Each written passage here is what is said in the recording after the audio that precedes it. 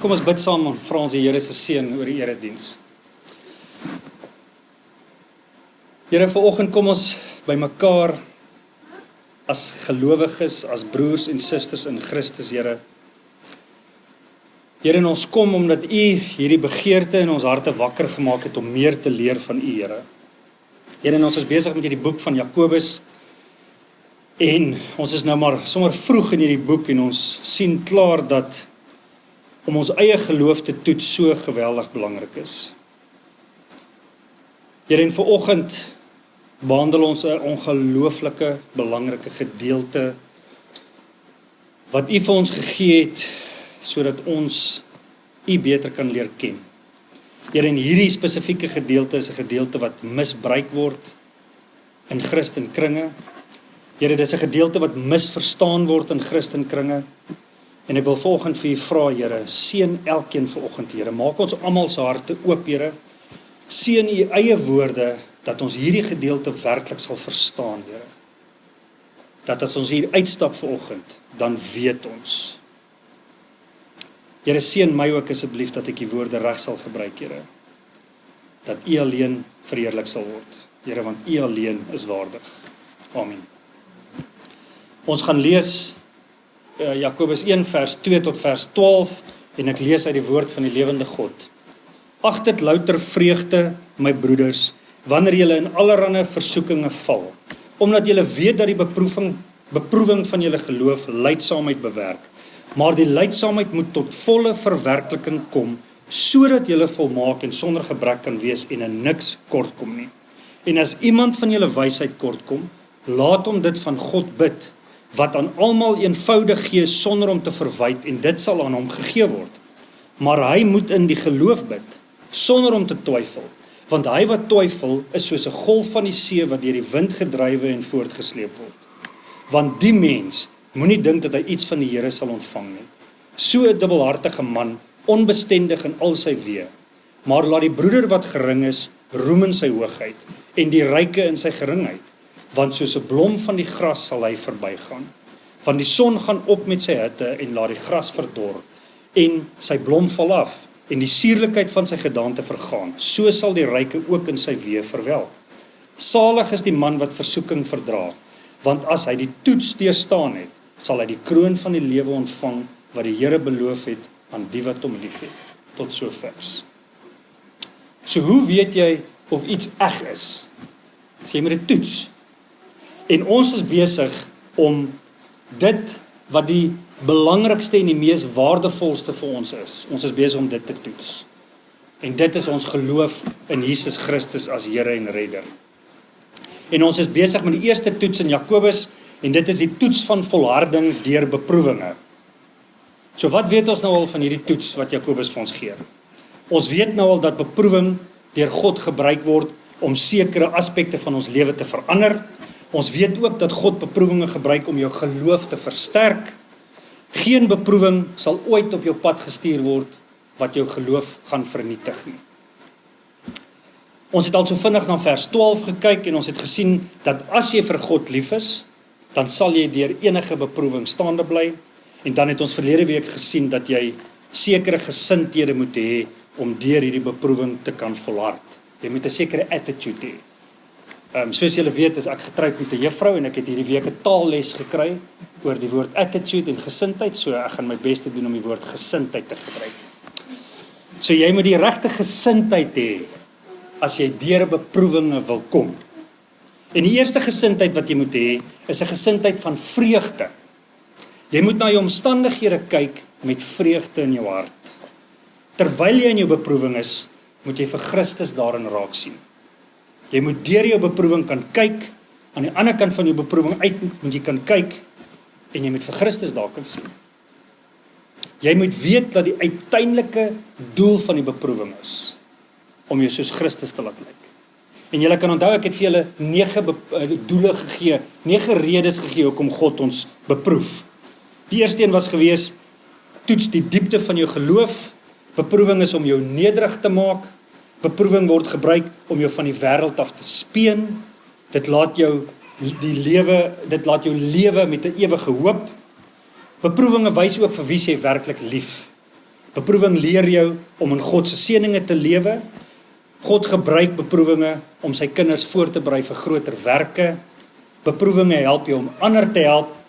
En dan soms is beproewinge ook 'n mate van dissipline. En wat jou vreugde moet gee is, dat hierdie 9 doele, en onthou daar's nog ander doele ook, hierdie is net die 9 wat duidelik uitstaan in die Bybel. Die uiteindelike groter doel van alle beproewinge is, om jou soos Christus te laat lyk.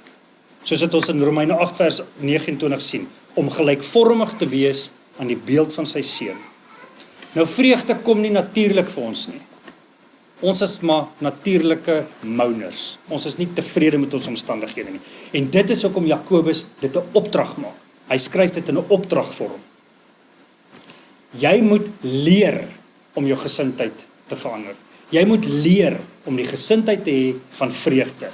En Paulus, die apostel wat die meeste briewe in die Nuwe Testament geskryf het, hy moes homself leer om in vreugde te lewe. Hoor wat skryf hy in Filippense 4 vers 11. Ek sê dit nie omdat ek gebrek ly nie, want ek het geleer om in alle omstandighede tevrede te wees. In alle omstandighede. Hy het homself dit geleer. Hy was in die tronk toe hy dit geskryf het. Leer jouself om tevrede te wees in die omstandighede waarin jy nou is. Leer jouself om met vreugde te lewe, ten spyte van jou omstandighede. As jy glo, God is soewerein, en as jy glo, God is in beheer van jou lewe, dan kan jy maar tevrede wees. Want God het jou presies daar, waar jy wil hê. Nou hierdie gesindheid, as jy met vreugde lewe, gaan dit jou geweldig baie help deur jou beproewinge. Daar's nog 'n gesindheid wat Jakobus vir ons gee. Die een waarna ons vandag gaan kyk, vers 3. Omdat julle weet dat die beproewing van julle geloof lydsaamheid werk. Nou die Engelse kommentators beskryf hierdie gesindheid as understanding mind. Met ander woorde, jy moet gedagtes hê wat verstaan. Jy moet gedagtes hê wat weet. Kyk waarmee begin die vers. Omdat julle weet. Nou, wat weet julle? Julle weet dat julle beproewinge lydsaamheid bewerk. En ons weet dit want die vers sê dit vir ons. Met ander woorde, hoe deur hoe meer beproewinge jy gaan, hoe meer sal jy leer om te volhard. Elke beproewing wat jy het, leer jou om te volhard. Maar jy moet eers weet waaroor dit gaan. Jy moet dit verstaan. Jy moet beproewinge verstaan voordat jy sal kan volhard. So wat is dit wat jy moet verstaan van jou beproewinge? Nou ons het verlede week vinnig daarna geraak. Ek het verlede week gesê, geen beproewing wat van God afkom is ontwerp om jou geloof te vernietig nie. Nooit nie. So as jy 'n ware gelowige is, as jy werklik tot wedergeboorte gekom het, dan is daar geen beproewing op hierdie aarde wat jou geloof sal vernietig nie. Wat jou geloof kan vernietig nie. Niks nie. Maak nie saak hoe erg dit is nie. Glo jy dit? Of dalk moet ek eerder vra, verstaan jy dit? Want dis 'n moeiliker vraag om te antwoord as om te vra, glo jy dit? So ek wil die vraag so vra, hoe werk volharding? Is volharding die effort, die geloofseffort wat van jou kant af kom, wat jy doen? Of is volharding dit wat God doen? Weet julle? Die beste antwoord is ja. Dit is wat dit is. Volharding is een van die leringe in die Bybel wat beskryf word as 'n paradoks. As ons daarna kyk, dan lyk dit of dit teenstrydig is met mekaar. Maar dit is glad nie teenstrydig met mekaar, dit vul mekaar absoluut aan. So wat is volharding dan? Jy as gelowige moet volhard deur jou beproewing. Jy moet bid. Jy moet Bybel lees. Jy moet in God glo. Jy moet nader beweeg aan God deur die beproewing. Jy moet God vertrou deur die hele beproewing vir jou, van jou. Dis jou verantwoordelikheid. Dis die verantwoordelikheid waarmee God jou as sy kind gelos het. Jy moet aanhou glo deur hierdie beproewing. En dan aan die ander kant, beloof God, hy sal jou nie beproef bo dit wat jy kan hanteer nie. God beloof, hy sal nie 'n beproewing stuur wat jou geloof kan vernietig nie. God beloof, jy sal nie verlore gaan nie. So wie volhard? Jy of God? Sien julle hoekom die antwoord ja? So kom ons kyk wat sê die Bybel vir ons van volharding.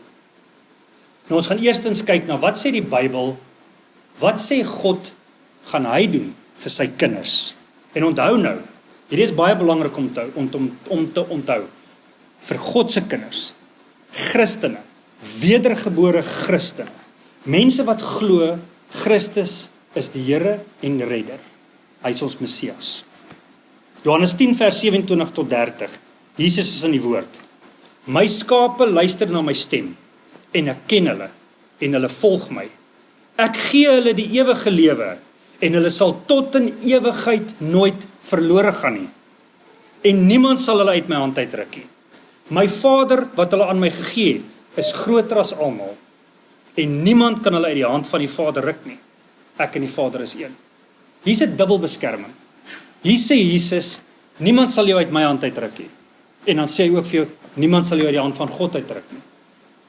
So dis asof Jesus aan die een kant en God aan die ander kant is wat die gelowiges se hande vashou. Maar hier's 'n paar belangrike woorde hierso. Ek gee hulle die ewige lewe en hulle sal tot in ewigheid nooit verlore gaan. Romeine 11 vers 28 en 29. Wat die evangelie betref, is hulle wel vyande om julle ontwil. Maar wat die uitverkiesing betref, is hulle geliefdes om die voorvaders ontwil. Die gawes en roeping van God is immers onherroepelik.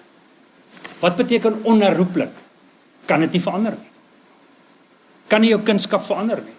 God kan nie jou kindskap as kind van God wegvat nie. Dis 'n belofte van hom af. Romeine 8 vers 38 en 39. Ek is immers daarvan oortuig dat nog dood, nog lewe, nog engele, nog magte, nog teenswoordige, nog toekomstige gebeure, nog kragte, nog hoogte, nog diepte, nog enigiets anders in die skepping ons sal kan skei van die liefde van God in Christus Jesus ons Here nie. Niks nie. In hierdie hele skepping kan jou skei van die liefde van God nie. 1 Petrus 1 vers 3 tot 5. Lofwaardig is die God en Vader van ons Here Jesus Christus.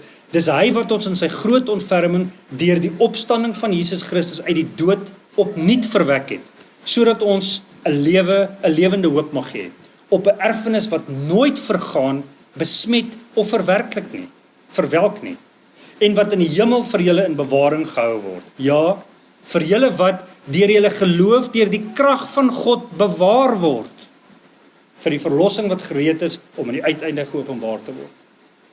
Hoor julle daar? Vir julle wat deur julle geloof, jou verantwoordelikheid, deur die krag van God bewaar word. Johannes 6 vers 37 tot 39. Elkeen wat die Vader vir my gee, sal na my toe kom. En ek sal die een wat na my toe kom, nooit verstoot nie. Want ek het uit die hemel neergedaal, nie om my wil uit te voer nie, maar die wil van hom wat my gestuur het. En dit is die wil van hom wat my gestuur het, dat ek van almal wat hy my gegee het, nie enkele een verlore sal gaan nie, maar hulle op die laaste dag sal opwek. Kan julle die tema deur al hierdie verse sien? God sal ons bewaar. Die kinders van God sal ons bewaar. Hoekom? Want hy is lief vir ons. Hy het ons eerste lief gehad. Johannes bid in Johannes 17.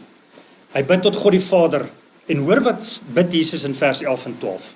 Ek is nie meer in die wêreld nie, maar hulle is nog in die wêreld en ek kom na u. Heilige Vader, bewaar hulle wat u aan my gegee het in u naam, sodat hulle, net soos ons, een kan wees.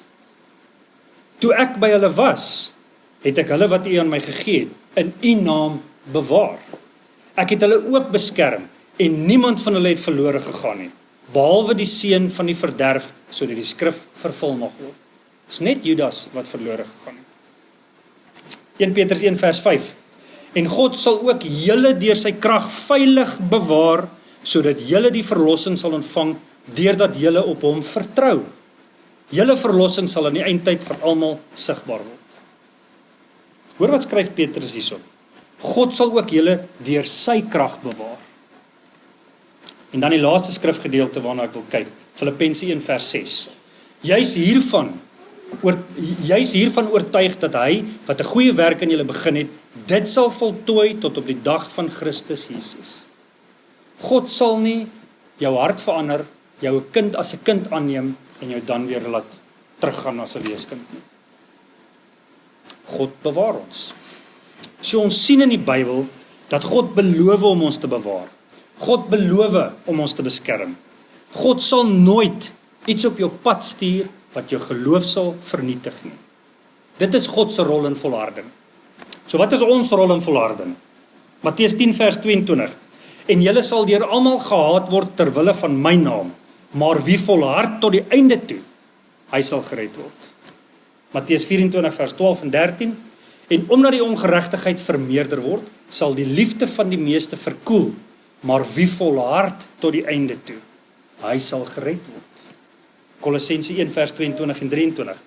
Maar nou het hy julle deur sy menslike liggaam met homself versoen, sodat hy julle deur sy dood heilig en sonder foute en onberispelik voor hom kan stel.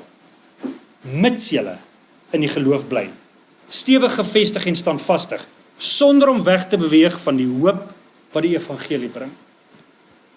2 Timoteus 2 vers 12. As ons aanhou volhard, sal ons ook saam met hom regeer, en as ons hom verloon, sal hy ons ook verloon. Openbaring 2 vers 10. Moenie vir enigiets wat jy nog gaan ly bang wees nie. Kyk, die duiwel gaan sommige van julle in die tronk laat gooi, sodat julle getoets kan word. 10 dae lank sal julle verdruk word. Wees getrou tot die dood toe, en ek sal jou aan die oorwinnaars, en ek sal aan jou die oorwinnaarskrans van die lewe gee. So, kan julle sien in hierdie skrifgedeeltes, jy moet volhard, jy moet aanhou glo, jy moet aanhou vertrou, tot aan die einde toe. Dis jou verantwoordelikheid in hierdie volharding. Maar God hou jou veilig. God sal seker maak, jou geloof word nie vernietig nie. Want die beproewing wat hy gestuur het, is nie ontwerp om jou geloof te vernietig nie. Met ander woorde, sonder God kan jy nie volhard nie. Die krag van jou geloof is geanker in die krag van God. Vers 3 sê, omdat julle weet dat die beproewing van julle geloof lydsaamheid bewerk. Hoe weet jy dit? Want jy ken die woord van God. Jy ken die beloftes van God. Jy ken kerkgeskiedenis. En jy sien dat gelowiges van ouds, soos Job en Abraham en Josef, deur geweldige beproewings gegaan het. Maar hulle het volhard. En jy ken mense hier om jou, wat deur geweldige moeilike tye gaan. En in daai moeilike tye sê hulle, God is goed. En dit is hoe jy weet. Jy leer God ken. Jy leer God se goedheid ken. Jy leer dat God getrou is. En jy leer dat jy maar vir God kan vertrou. Dan weet jy. En dan verstaan jy hoe dit werk. En dan het jy die gesindheid van iemand wat weet. Dan het jy die gesindheid, en hierdie is moeilik, maar dan het jy die gesindheid wat jy vir God kan sê, Here, stuur dit. Want ek weet, u krag is in my in werking. Here, ek is reg. Sonder u kan ek dit nie doen nie, maar met u. Ek dink aan daai liedjie wat die kinders altyd sing, ek loop vir God, 'n bendestorm met God aan my kant, of daar's maar so 'n tipe liedjie. Dis daai beginsel, dis daai gesindheid wat ons moet hê. Met God aan ons kant. Maar daar's nog iets wat jy moet weet. En onthou ek het nou net gesê, dat jou krag geanker is in God se krag, nê? So hoe kry jy hierdie krag van God in werking in jou lewe? Want hier is dit nou wat dit prakties raak. Hoe werk hierdie ongelooflike volhardingskrag van God in my en jou lewe prakties? Nou daar's een vers in Hebreërs 12 wat geweldig belangrik is vir my en jou. En jy moet hierdie weet. Hierdie is 'n vers wat jy moet memoriseer wanneer jy deur volharding gaan. Hebreërs 12 vers 14. Jaag die vrede na met almal en die heiligmaking waarsonder niemand die Here sal ken nie. Ek gaan dit weer lees. Jaag die vrede na met almal en die heiligmaking waarsonder niemand die Here sal sien nie. Jy moet volhard tot die einde toe, deur om aan jou eie heiligmaking te werk. Jy moet die sonde in jou lewe aanspreek, deur jou beproewing. En dit is hoe die krag van God in werking kom in jou. Volharding en heiligmaking kan nie van mekaar geskei word nie. Hierdie twee moet altyd saam gebruik word. As jy deur 'n beproewing gaan en jy wil volhard, heiligmaking. Julle onthou waardeur het Job gegaan. Job het deur geweldige goed gegaan. Hoor wat skryf hy, wat sê Job? Job 17 vers 9. Nogtans hou die regverdige vas aan sy weg, en die wat rein van hande is, neem toonkrag. Die wat rein van hande is, neem toonkrag. Hoe reiner jou lewe is, hoe meer krag sal jy hê vir jou beproewing. Onthou julle die 9de doel van beproewing is dissipline. Ons het dit gelees in Hebreërs 12. Nou hierdie gedeelte oor dissipline begin in vers 4. Hoor wat staan daar. Julle het die geveg teen die sonde nog nie tot die dood toe teenstand gebied nie. As jy in oorlog is teen die sonde in jou eie lewe, dan gaan jy krag hê om deur beproewinge te gaan. Dan gaan jy kan volhard deur jou beproewing. Alles gaan oor sonde. Alles gaan oor sonde. Waarvoor het Christus gesterf aan die kruis? Het hy gesterf sodat jy gesond kan wees? Nee. Het hy gesterf dat jy ryk kan wees? Nee. Het hy gesterf dat jy jou beste lewe nou kan hê? Nee. Hy het gesterf vir my en jou sondes. En dis waaroor dit gaan. Die groter doel van beproewinge, wat het ons gesê is dit? Is dat jy soos Christus moet lyk. Dat jy jou lewe moet verander word om soos Jesus Christus te lyk. Dit gaan oor jou sonde. As jy die krag van God in werking deur jou lewe wil hê, dan moet jy in oorlog wees met die sonde in jou lewe, met jou eie sonde. En dit moet jy weet. Jy moet dit weet, jy moet dit verstaan. God is nie 'n God wat woer speel met ons nie. God speel nie speletjies met sy kinders nie. God gee vir ons 'n opdrag en God sê vir ons, hoekom? Hy sê vir ons, hier's al die inligting wat jy wil hê. Hier's dit in die 66 boeke van die Bybel geskryf. Verstaan dit. As jy deur moeilike tye gaan, so is dit. Dit gaan oor jou sonde.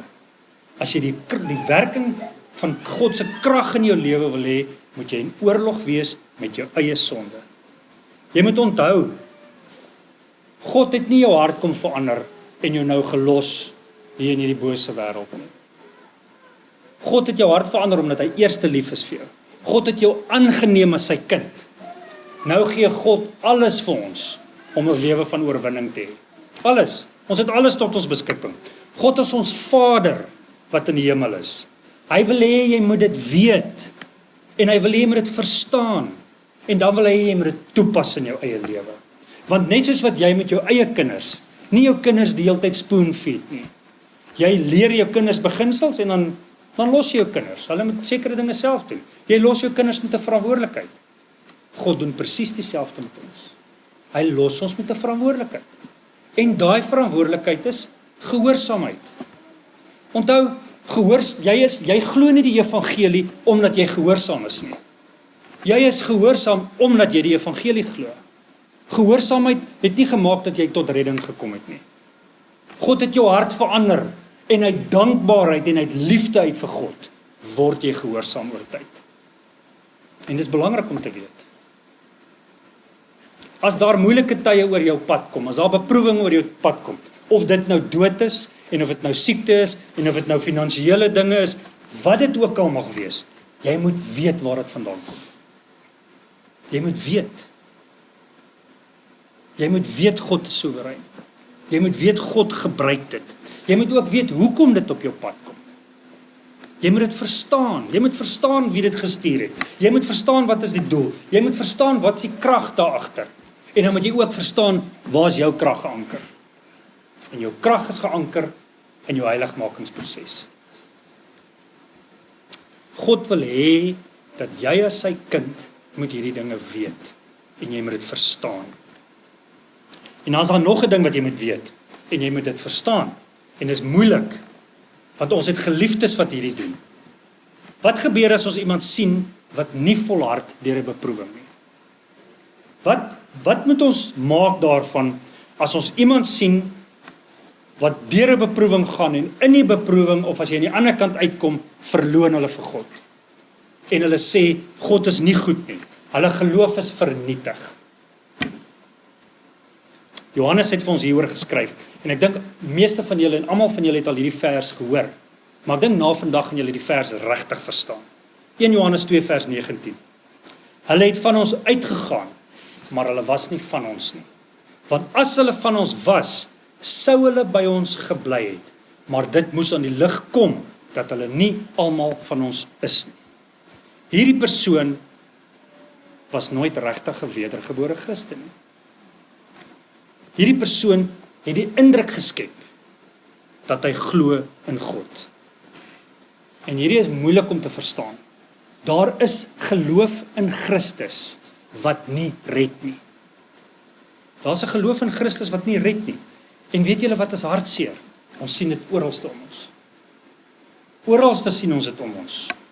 Mense verklaar met hulle monde, hulle glo in Christus. Dan verklaar hulle met hulle lewe, hulle glo in die wêreld. Ons moet nie glo wat mense vir ons sê nie. Ons moet glo wat mense lewe. Hierdie is vrug. Hierdie is soms leuns. Dis hoekom Jesus gesê het, sal hulle uitken aan hulle vrug.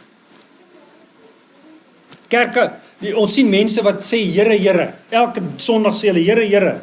Alhoewel hulle dit sê is want hulle wil ietsie van Jesus af hê. Hulle wil ietsie hê wat Jesus vir hulle kan gee. Hulle wil wonderwerk hê. Hulle wil genesing sê. Hulle wil 'n beter werk hê. Hulle wil 'n groot kontrak hê. Hulle wil 'n profetiese woord hê. Daar's kerke wat oop en bloot adverteer, kom haal Sondag jou wonderwerk. En wanneer die beproewing kom, dan verlaat hulle die Christen geloof. Want dan is God nie meer goed genoeg nie. Volgens hulle standaard. Nou hierdie is 'n realiteit. Ons sien dit om ons. En weet julle wat, dit was in Jesus se tyd net so realiteit gewees. In Jesus se tyd was daar ook 'n geloof in Jesus wat nie gered het nie. In Johannes 6, en julle moet regtig hierdie gedeelte gaan lees. In Johannes 6 is Jesus besig om die mense te leer, en almal word honger, en ons sien hierdie wonderlike wonderwerk waar Jesus die brode en die visse vermeerder, en nadat almal geëet het, en hulle maak die oorskiet bymekaar, staan daar in vers 14 en 15. Toe die mense dan die teken sien wat Jesus gedoen het, sê hulle, hy is waarlik die profeet wat in die wêreld sou kom. En toe Jesus merk dat hulle wou kom en hom met geweld neem om hom koning te maak, het hy weer weggegaan na die berg alleen. Hulle wou hom koning gemaak het. Nou dink aan die konteks van daai tyd. Die grootste uitdaging wat hulle daai tyd gehad het was kos. Die volgende maaltyd was die grootste uitdaging geweest. Hulle lewens het gegaan om kos te produseer. Hulle het nie winkels gehad waar hulle blikkies kos en pakkies kos en sulke goed slaghuise nie. Hulle moes self produseer of hulle moes na markte toe gaan om te gaan koop. Daar was nie werk geweest nie. Hulle moes na hulle self omsien. En hier kom Jesus en hy gee vir hulle brood en vis, soveel as wat hulle wil hê. Daar bly verskriklik baie oor en hulle dink, as ons hierdie ou koning maak, is ons grootste uitdaging uitgesorteer. Dis hoekom hulle hom wou koning maak. Hoor wat sê Jesus vir hulle die volgende dag. Jesus het toe, hulle is toe na Kapernaum toe, en in vers 26. Jesus antwoord hulle en sê, voorwaar ek sê vir julle, julle soek my nie omdat julle die tekens gesien het nie, maar omdat julle van die brode geëet het en versadig geword het. Hulle het vir Jesus gesoek omdat hy vir hulle kos gegee het. En dan gaan Jesus verder en hy leer hulle. En hy vertel hulle van die brood van die lewe, dat hulle nie moet werk vir kos wat vergaan nie, maar dat hulle moet werk vir die kos wat die ewige lewe gee. Jesus sê vir hulle dat hy die lewende brood is wat uit die hemel neergedaal het. En dan vind hierdie gesprek plaas tussen Jesus en die mense. En dan kom vers 60.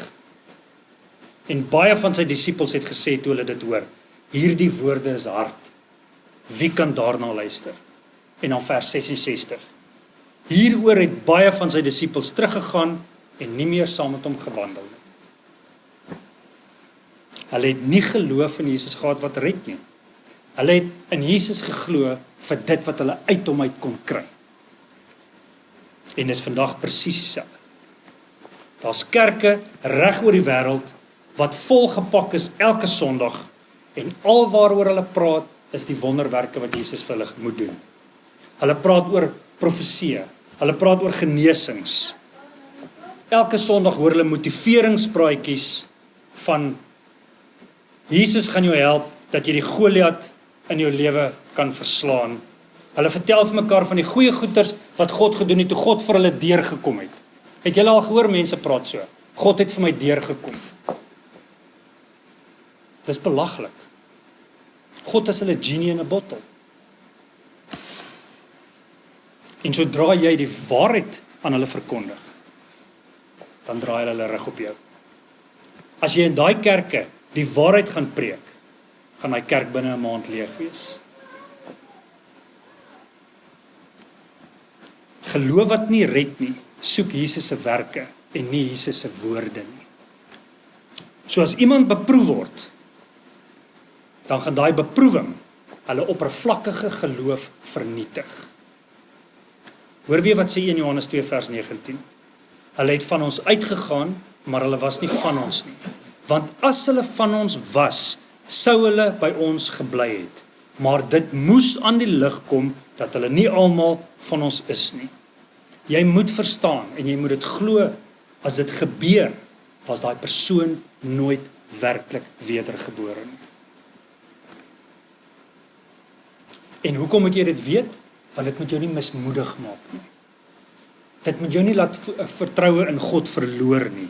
Die beste ding wat met die Christenkerk kan gebeur, is beproewinge en vervolging. Dis die beste ding wat met ons kan gebeur. As ons kerk vervolg moet word, moet ons sê halleluja. Want valse gelowiges sal die kerk verlaat. En die ware kinders van God sal agterbly. Ons moet dit weet. En ons moet dit glo. En ons moet dit verstaan. As ons hierdie dinge verstaan, dan sal ons die gesindheid hê dat ons God vertrou. Dan sal ons die gesindheid hê van vreugde, want ons verstaan dit. En dit maak vir ons sin. En ons kan sê, prys die Here dat dit gebeur. Want hy is in beheer. God het 'n doel met elke beproewing wat hy oor ons pad stuur. En wanneer jy hierdie dinge verstaan, dan sal jy weet, God doen dit met liefde. Terwyl jy in jou beproewing is dit seer. En jy moet altyd onthou, jou beproewing gaan nie altyd oor jou nie. Jou beproewing gaan dalk oor iemand anderste, wat 'n les moet leer uit jou beproewing uit. So dit gaan nie altyd oor jou nie. Al is dit seer, ons kan iets leer by ander mense se beproewinge. En wanneer jy deur jou beproewing gaan met vreugde en met 'n gesindheid van verstaan, dan sal die mense om jou verstom. Mense sal met verstomming na jou kyk. Hulle sal vir jou vra, hoe gaan jy deur hierdie beproewing met vreugde? Hoe gaan jy deur hierdie beproewing en jy word nie mismoedig nie? En weet jy wat? Dan skep God vir jou geleentheid om die evangelie te verkondig. Dan gebruik God jou beproewing en jou gesindheid om die evangelie van Jesus Christus aan daai ongelowige te verduidelik. En as dit alrede is vir jou beproewing, prys die Here daarvoor ook. Want dan skep hy 'n geleentheid dat jy die waarheid kan verkondig. So wat is dit wat jy moet verstaan, as ons dit kan opsom? As jy ware geloof het, sal geen beproewing jou geloof kan vernietig nie. Jou vermoë en jou krag om te volhard lê in God. Oorlog teen jou eie sonde aktiveer hierdie krag van God. Met ander woorde, volharding en heiligmaking word nie geskei van mekaar af nie. En wanneer mense hulle geloof verloon as gevolg van beproewinge, dan was hulle nooit ware gelowiges nie. As jy dit verstaan, lewe dan met die gesindheid van vreugde en tevredenheid in alle omstandighede. Want jy sal kan volhard met die krag en die werking van God in jou lewe. Prys die Here vir hierdie beproewinge. Kom ons bid saam. Here, wanneer ons in beproewinge is dit moeilik en is seer. En ons wonder soms hoekom en ons vra Here, maar nou kan ons erken dis omdat ons nie weet nie. En dis omdat ons nie verstaan nie. Here, U is goed. U is lief vir ons. U het ons aangeneem as U kinders. Geef vir ons die wysheid, Here, en die krag om te volhard. Here, dat ons in oorlog sal wees met ons eie sondes. Ek wil vir U dankie sê vanoggend, Here, dat U ons beproef. Ek wil vir U dankie sê, Here, dat U ons nie alleen laat nie. Ek wil vir U dankie sê, Here, dat ons nie soos die wêreld kan sê, kom soos jy is en bly soos jy is nie. Want ons weet U gaan ons verander om meer en meer te lyk soos U wonderlike seun Jesus Christus. Dankie, Here. Here, gaan met elkeen wat hier is vanoggend, dat hulle eie harte sal ondersoek, dat hulle oorlog sal verklaar teen hulle eie sondes, Here. Want dan weet ons, U krag sal in werking kom. Ons vra dit in die wonderlike seun Jesus Christus se naam. Amen.